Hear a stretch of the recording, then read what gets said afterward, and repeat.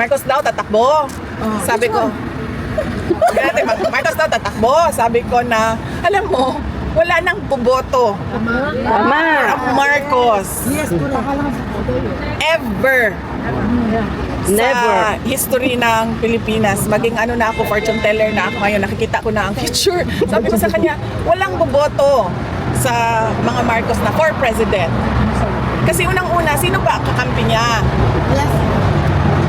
Ang mga dilawan. Ang mga dilawan, pagdating sa eleksyon, pagdating sa selection, pipiliin nila dilaw. Hindi yan pipili ng Marcos. Sabi ko, sino pang kasama niya ngayon, kaalyado niya ngayon, Makabayan. Sabi ko, kung ang Makabayan pipili, para nila lang give up yung kanilang money-making filosofiya na ano sila, na gusto nilang pabagsakin yung administrasyon at gusto nila sila yung i-install na gobyerno. So, sino boboto? Wala na boboto sa kanya na ano, na mga yung